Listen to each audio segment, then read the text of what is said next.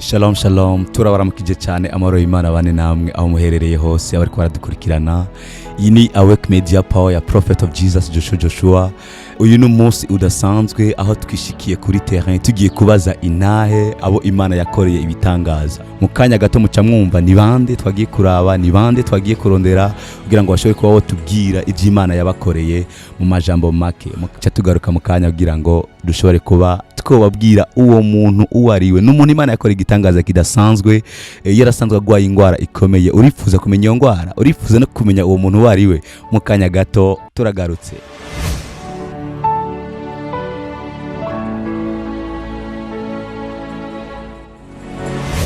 Shalom wakundwa, iyi ni Media Prophet of Jesus Joshua. Rero turi mu kiganiro canke mu mwanya wo kumviriza intahe. Twaje mu muryango aho twaje kuhatora intahe ibitangaza Yesu yakoze. Rero uyo muryango twamaze kushikamo, tugomba kuvugana na Serugo. Mbega mwitwa bande? Jewe nitwa Karorero Karigiste. Ego nkaba mbangaha mu Ngagara muri quartier 9. Ikituzanye ngasi kindi ni ntahe, tuje kurondera intahe igitangaza Kristo yabakoreye. Twabonye igihe kimwe mwaje mumeze nabi cyane, nyuma mumeze nk'abantu baremvye mudashaka gutambuka. Mbega bya byari byifashe gute kijya gihe? Novuga yuko nagize atake, nagize imyuka mibi, hanyuma rero ndaraba nti aha rero ikintu kiriho gisigaye no kuja ku bakozi b'Imana na cyane cyane umuvyeyi wacu Prophet of Jesus Joshua. Rero uko byagenze jewe navyose hari ku munsi wa gatatu itariki 10.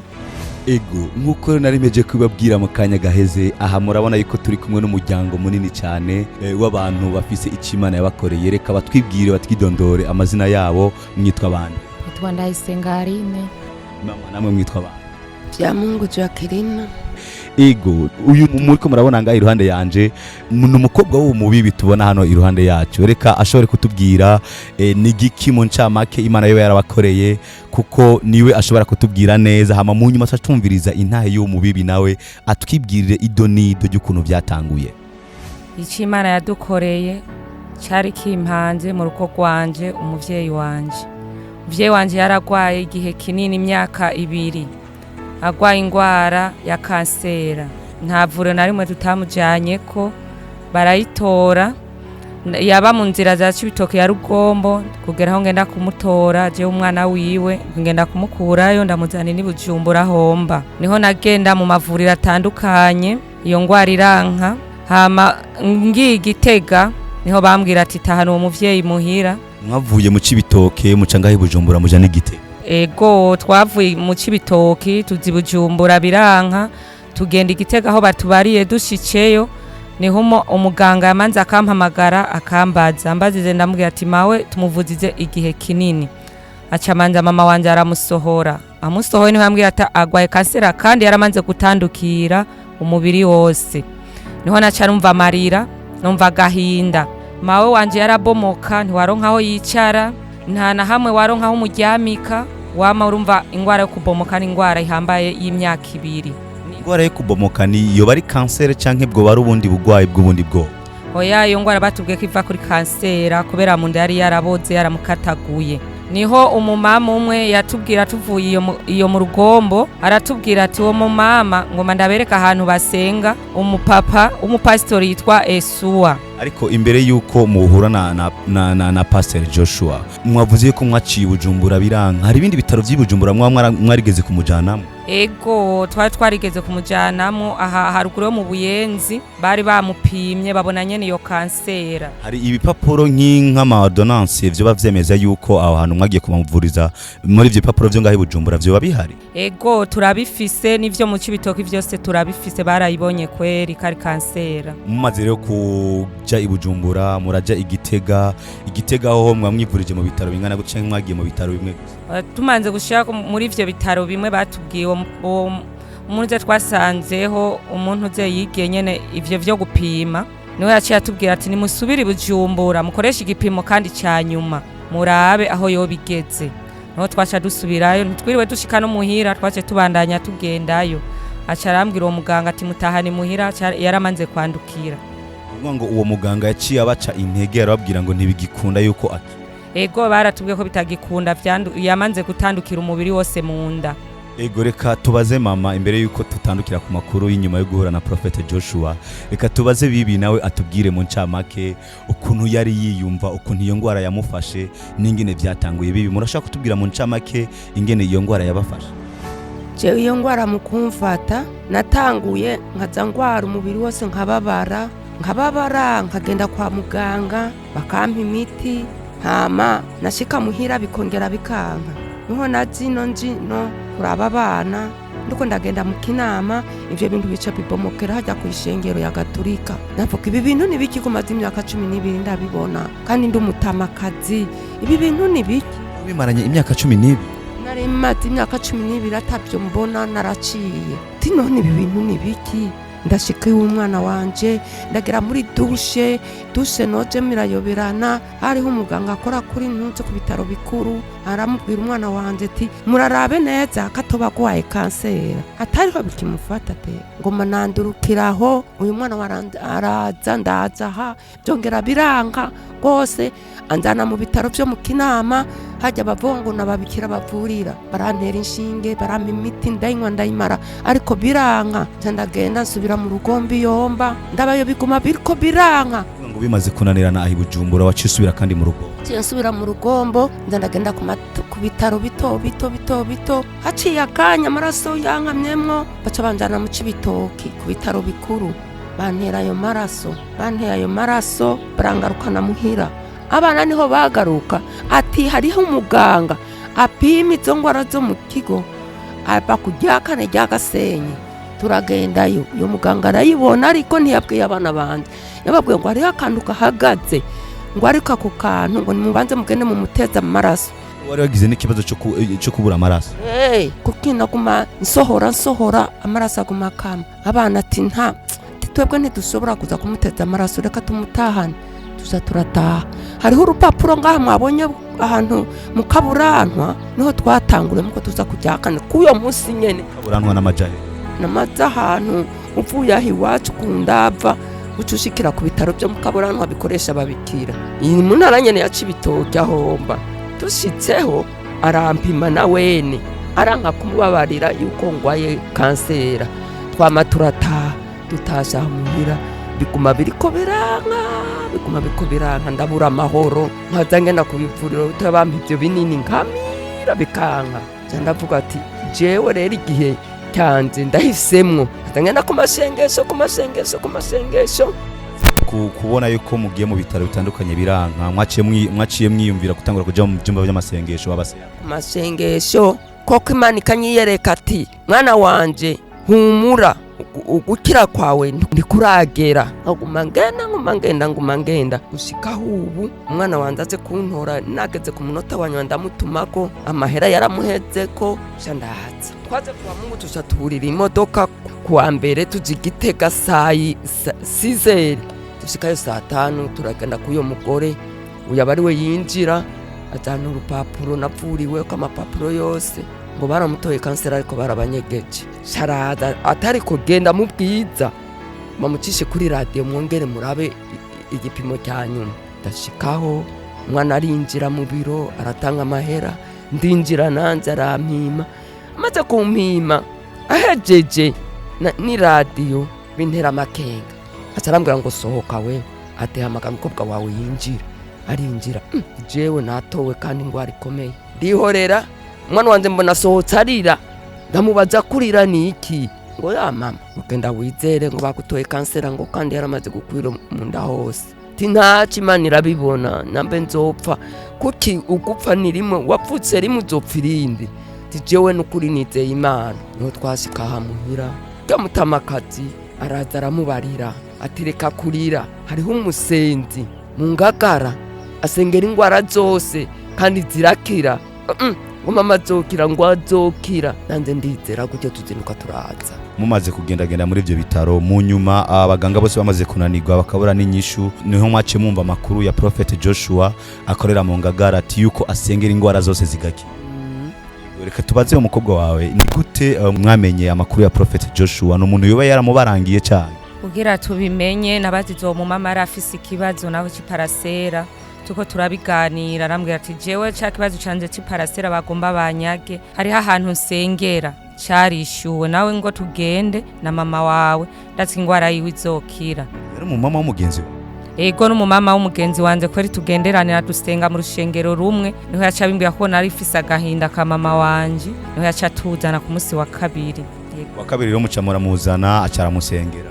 Amanze kumusengera igitangaza nabonye bukeye mwijoro bucari kuwa kabiri tuvuye hariya bucari kuwa gatatu kubera imisi yose mwijoro nagenda kubaza mawe haryamye kubera mbanzi ko yononye amaraso yaririmye ndabaza mawe bimeze gute ngo yo ngo mana ngo nta na kimwe mbona. Haleluya. Wa mana we nuhabwa ishimwe ati Imana kweri izobikora. Wa mu mama caragaruka kumusengera uwo nyene aragaruka kumusengera uwo nyene aramubaza bimeze gute aramubwira ati nukuri Imana ya Yesuwa ndiko ndayibona Imana y'igitangaza ndiko ndayibona ati biriko birahera hasigaye bikeyi. Niho twacha tugaruka ku munsi kandi wa kabiri iyo misi yose yabandanije tutaragaruka mawe nagumye ndaba haryama nkaraba za mpuzu nahora ngumamesa mbona Imana irankoreye igitangaza mbona sisubiye kumesa mbona sisubiye kuruha nsohora ibintu aryamako. Ni kuvuga ngo igihe mwaza ku munsi wa kabiri haca iyindi misi mutaragaruka ukiriko uraraba gusa yuko yoba yakize byo. Ego ntitwagaruka iyo misi yose naguma ndaba kubera taho yicara nategerezwa kubibona aho yicaye naguma ndamubaza kira ku mwanya kumambwira ati nukuri ko biragenda neza. Ngo Imana ya Joshua yaramukoreye igitangaza. Imana ya Joshua kweri ni Imana ikomeye n'abantu bariko baratwumviriza ni Imana hari Imana yishura Imana ikora igitangaza yarayinkoreye igitangaza mawe wanje imyaka 2 aroroma none ubu twicaye yicara mu bakenyezi atakintu na kimwe yinona atana kimwe. Nukuvuga ngo mwebwe muri ko muradukurikirana murumva yuko hari Imana igikora ibitangaza. Ubu mubibi yaramaze imyaka 2 ariko araroma amaraso agwaye ingwara ya kanseri kandi yo munda kanseri yaramaze gufata umubiri wiwe. Nukuvuga ngo abaganga bose bari barananiwe yaragiye mu bitaro bitandukanye ariko ngo aza guhura na Prophet Joshua. Rero ushobora kuba ufise ikibazo kanaka reka gutakaza umwanya reka kwiruhiriza ubusa ingo muri kijya kibanza uzohakirira ugukira uzohakirira igitangaza cawe ubohoke mu izina rya Yesu. Haleluya kandi amen. Bega kwisi ingwara bavuga ngo ntizikira ingwara zingahe? Ego ico kibazo cishure nawe. Haleluya amen. Tubwiwe nitwa Byamungu Jacqueline mva mu ntara ya Cibitoki. Ntara ya Cibitoki na hamwe ntari naragiye kwivuza birananirana. Umwana wanje amahera nara yamuhezezeko arungubu yange ejo bundi anjana Igitega Igitega baratwirukana wahanya ngo ntawukura iyo ngwara ngo twitware kuno dagaruka mwana wanje ngo mujane ngo hariya munuzeye mu bwiza kuri radio bamupime ariko iwacu barampima ntibayishuka ingwara ngwaye bakayinyegeza abana ariko ndahamukwiza kuri radio batabarambira ati babwira umwana wanje sohotse kwereka mama wawe yararangiye mu nda na kasera ngo ntabwo azokira ariko ngo ntubimubwire ndabyuba umwana sohokarira ndamubwira mwana nje reka kurira jewe senga Imana yumva kandi Imana izonkiza hama haza umutamakazi ndi muhiri wiwe aramubwira ati je hari ahantu numvise zo ngwara zose y'abasida y'abantu nze diabete y'abakansera bahakirira muzane tugende umwana aravuga ati mama wanje ntakikira ariko tugende ndamubwira ati je ndizeye Imana nuho tugenda shani mukuri naraje ngaha aransengera ubwa mbere ndataha ndagaruka kandi kugira kabiri aransengera narakurube ya munda katokumva mutama katugezaho ngeze kabona uko ingwara yo gutangura kwa kurube ya munda then ndayigwaye imyaka 2 naraguma mu nzu sinasohoka kuko sinicara mu bandi nicara gute kandi nguma mbomagurika narabomagurika ibintu biteranye ubwoba kuko mpagaze sinahagarara ndaguma mu nzu ukuri mu mpera Imana amashi. Haleluya.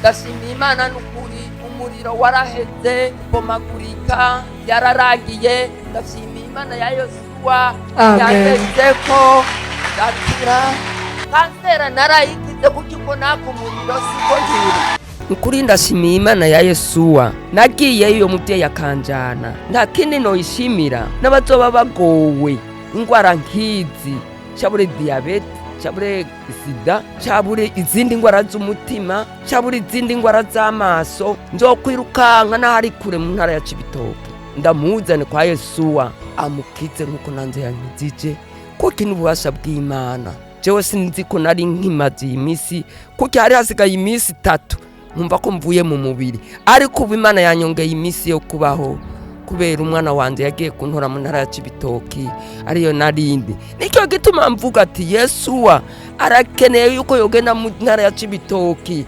bakamubona koko akatanga igitangaza Imana yankoreye, kubera bari bamaze kuntumira ku rushengero iwacu ko bazoza kuza kumpamba. None icyo gihe uyo musaraba wandenganye, shaka kubona Yesuwa yuko tugiye mu ntara ya Cibitoke ku shengero iwacu nkabishingira intaye, kandi nawe nakabishingira intaye kerekana izo mpapuro nagwariyeko. Icyo nicyo gishimwe ntanze, nta kindi nzopfa naribagiye Yesuwa. Nukuri n'uzogogwa gute nzokwemera ndihitike atatika mfise ndamuzane. Zara kantu numvise muvuze ngo ku rushengero iwanyu ngo bari baramaze kuvuga yuko ngo bazoza rukuza kuguha.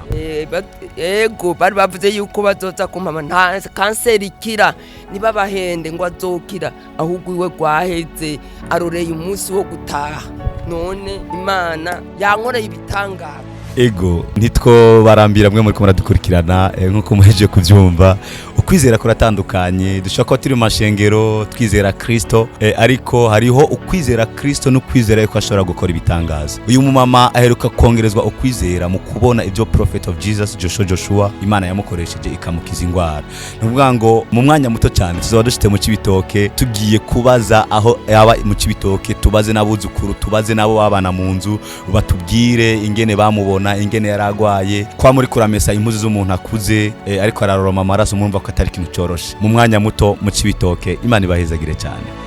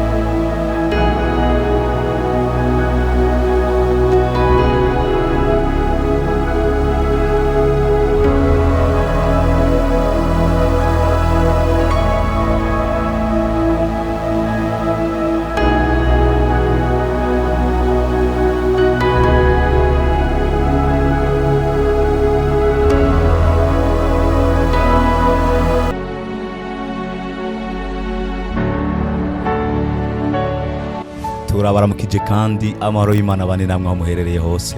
Nkuko twababwiye yuko tuza kuja mu Cibitoke, mu kanya tuvuye kuri eglise aho Jacqueline Bibi yakora igitangaza aho arasengera. Twahumvise intahe nibidasanzwe bagiye baravuga. Bamwe mu bo twumvise bavuga bari bavuze yuko bamwe bari barindiriye yuko ashobora gupfa kugira ngo baze kumuhamba. Numvise ijambo ryantangaje aho ngo bari barongetse n'intumwa ino mu ntara avukamwo, bavuga yuko basabye imbabazi ngo bamusabire imbabazi mu ishengero kugira ngo abo bafitaniye ikibazo ngo apfe atunganije n'abo bantu bose. By'ukuri murumva yuko umubibi yari yamaze gucika intege, yari yamaze kwihebura. Uyu mwanya rero tukaba twageze muhira iwabo aho avuka. Abo musanzwe muri ko murabona abadukikuje, harimo ababanyi, harimo bene wabo, harimo abana biwe. Mu kanya gato muca mwumva mu majambo make turagenda turabaza umwe. Ibi byose nagomba ndabibutse ngo mumenye neza nimba tuko turakora ibintu nk'ibi ni kugira ngo isi imenye yuko uwo mugabo Yesu Kristo twakurikiye ari Imana y'ukuri kandi ari Imana ikiri kirakora. Bibi Jacqueline, twamaze gushika muhira, bamaze kubona ba bana bawe abavukanyi. Yego Numvise ngo n'umugenzi wawe ari ngaha. nguya Umugenzi wawe ari ngaha. Ego bacha bamutuzanira nawe nyene mu kanya, ndibaza uyu arashaka kutubwira ikintu, ndibaza kinini. Arananezerewe cyane kubona ishurwe ryiwe ryakize rimeze neza. Yego aba rero ntidushobora kubateba koko mwamaze kumva bimwe mu byo bariko baravuga mu ntahe twamaze kubashikiriza. Rero muri uno mwanya reka twumvirize mwene wabo aratubwira akazina, aca atubwira mu ncamake ingene yamubona atarakira, yongere kandi atubwire n'ubu amaze gukira. Yesu ashimwe. Amen. Namahoro. Namahoro. Mwitwa abantu? Bambutse Jeannette. Jeannette. Jeannette, uyu Jacqueline ni mwene wawe? Ni mwene wacu, ni mfura ya papa. Ni mfura ya papa wawe. Uyu mwene wanyu Jeannette, twebwe twamubonye Bujumbura aza afise ikibazo, yadusanze mu rushengero baramusengera. Nivyo koko yarigeze kuba agwaye? Nararize no kurira igihe bamumanukana, nari ndebye nanze umugongo ari wanyishe. Yaragwaye nawe ugwa? Yego. Ariko wewe acaraza gusengerwa usigara? Ndasigara no kubera nari ndembye gose. Nukuvuga ngo wewe byari bigishoboka yuko agenda. Oya we ntibyashoboka, bagiye kumutwara nanze ndahageze byanse ko ngerino. Yaragwaye ingwara imeze ingwara ikomeye gose, kubomoka twari tuzi yuko kuntu bamukuye igiteka, baca batubwira yuko arabasezeye ntazosubira kugaruka, urupfu rwiwe ni Bujumbura. Nukuvuga ngo yavuye ino mu Cibitoke abaseze? Ntiyaduseze ariko yagiye ari mubi bageze baramupima igitega, bavuga ati agwaye ingwara ya kanseri. Yo maze kumva ko numva ndarize maze umwanya ndavuga kanseri byabyo byose basi arasezeye ntazosubira nanze ndiko ndiruka ndondera itike ndebe ko nomanuka naho ngwaye, yasize ndi ntembe. Kuvuga ngo mwebwe muri ko muraraba n'amaso y'abana b'abantu mwavuga ngo uyu nuwo gusezera nubwo twabona. Yego kweri yari akamya amaraso na mu maboko yarera. Twanavuga ati nta wundi sigana, nta wundi nayisiganye n'uyo nyene mukuru wa papa aragiye nta kundi. Ukana muri bangaye? Tusigaye turi babiri gusa. Barapfuye. Murumva yuko umuryango umwansi ariko aragerageza gukina amatrike agira amayeri yiwe kugira ngo ashobore kuba yohonya umuryango wose, ariko turashima yuko hari Imana mu ijuru, Imana ikora ibitangaza. Ego none umaze kumubona ashitse hano hantu amerewe neza, none nyene ashajije yambaye neza yitambukira atwenga nezerewe, umva gute mu mutima nake kajambo uvuga ngo cye by'ukuri kuva ndamubonye numva umenga ameze gutya? Oya kweri ndameze neza, noshimira Imana yamukijije n'ukuri, n'ubu ndayikomera amashi n'ukuri. Mumfashe dukomera Imana amashi yamukijije. Haleluya. Ngo hariho uwundi mwene wabo nawe nyenda akeneye kumwumviriza mu majambo make kugira ngo ashobore kuba yotubwira, atubwire mu ncamake yamubona gute wewe nawe nyine ataragenda, kuko abantu bashobora kubona umuntu agwaye bakamubona ugutandukanye. Yesu ashimwe. Amen. Amahoro. Mahoro. Yego mugowe neza ndabona. Neza cyane ahubwo. Uyu batubwiye yuko uyu ari mwene wanyu wakoreye igitangaza, ni mwene wanyu, hari cyumufana? Yego. Mamijya. Ego igihe yaragwaye mwarabibona namwe mwarashobora kumubona ingene amerewe nabi? Twarabibona, eka yarameze nabi gose. Yarameze nabi gose, urumva ingwara yaragwaye yarimeze kutunanira, tuvuga ati naho gusezera nta bindi. Yego. Ninde yoba yarigiye inama yo kuvuga ngo bamujane mu cyumba cy'amase? Uyo mukobwa wewe kuko niwe twamurungikiye ati nta kundi gena nawe ugerageze. Avuga ati reka ndamutwara igitega. Byari byarananiranye. Byanse byananiranye. Taratagiye mu Cibitoke hose, mu bitaro. Yego. Ngo umuryango wari umaze kumera nk'urushe mu majambo. Yego. Uyu munsi wa wiyumva gute umaze kumubona ari muzima, ashajije amerewe neza? Twanezerewe cyane gose, ahubwo Imana ni nkuru. Imana ni nkuru cyane gose. Imana yacu ni nkuru kandi Imana yakira cyakora, ni Imana y'ibitangaza. Ariko hariho umuntu umwe mu buzima bwa Bibi Jacqueline hano hantu, niwe aza nimero ya mbere inyuma yuko haza abandi bantu. Uwo nawe n'umufasha wiwe n'umugenzi wiwe, wewe araza kutubwira intahe mu majambo make. Amahoro mu. Amahoro. Yego mwitwa ba? Mayiwa Evariste. Yego Mayiwa Evariste, twamye twumva yuko ari we uri umufasha wa Bibi wacu hajya Bibi Jacqueline. Yego. Iyi ndwara yaramaranye imyaka 2, ushobora kwitubwira ko iki kuko we ndibaza yuko musanzwe mubana mu nzu ushobora kuba uyifise ko umuco gusumbya abandi bantu bose? Uyu mupfasoni wanje iyo ndwara yari imaze ku iminsi, yari indwara iteye ubwoba kuko je mu buzima bw'iwanje yego yarankuze nenda mukunda gabo yaciye bicamwo bwa mbere bagitangwa gufatwa kuko baraza baravuga ngo bamutware tupane basi gushikaho ashitse iyo bamuvugije sinze abandi bamuhanuje babajyango baravuga toya nimumuhora ubukene nimumureke asubire bumufasha wiwe bigumanire baca baragaruka maze kugaruka cyo tugumana ngaho onye yangwara n'ubure ntiyareka ikiyongere kumumufasha kubera ubukene abatuma ko mpakaza nkababwiye ati jewe naho n'ubukene fasori wanje arankutera nkada mu mwamukunda basi mu ribwe mumfashe tubimjane kwa muganga bakamujana kwa muganga yiga hamwe bikanga twaba mutwara kwa badokiteri mu kaburantwa andi bamujana kubyakane no mu kibitoki basi gushika hejo bundi rero bahasha umwanzuro bakuvuga ati boreka tumutware mu Gitega bashitse iyo bamupimisha weje kumupimisha baca bamubwira ati reka tubabwire ingwara agwaye bagiye babibwire ngo abakobwa biyewe nabo cyarababwira toya nimumbwire nta ngorane kuko abakobwa bamubwira ati mbo nimumurekaze araza baramubwira ati uw'ingwara ugwaye kanseri igiteko cyaramaje kononekara ntabwo turi bugikureyo ngo tugiteke cyaramaje kononekara we no gutaha muhira bago twozoza urafungura ufungure mugabo ntazogira abantu gusa baze barakuvuga ngo ugire intuzi ishaburirerire ukucyo bamutahana urumva ringere mwaturanye bamujana ku mashengesho ntabyonze mu nyuma rero nza numva bambye atebana wewe rero madame karabaye urumva ntazogaruka naho kujyana muhira bagashira ngaho nye akazorindira gusa ko Imana imuhamagara aho cari gihe bari bamaze kwakira inyinshi zivuye ku baganga b'Igitega bamaze kubwira ngo agwaye cancer yo kumwica urumva ntazosubira kugira ngo bamuvuze ngo boze baronona amahera yabo ntugiye numva rero n'umunsi harejo hirya yejo bambwira ngo baravuganye n'uyu muhungu wabo baravuganye ngo barango n'imitene ngo arakomeye tisawa mbo mu nyuma ejo niho nagira mbona numva bambwira ngo ejo ngo bazongo mu mazozino anje namaguma ngaho rero ntegereje uyu munsi rero twaba twamugushikirije twamuzanye ameze neza ashajije kandi akaye kajambo uvugana n'akanyamuneza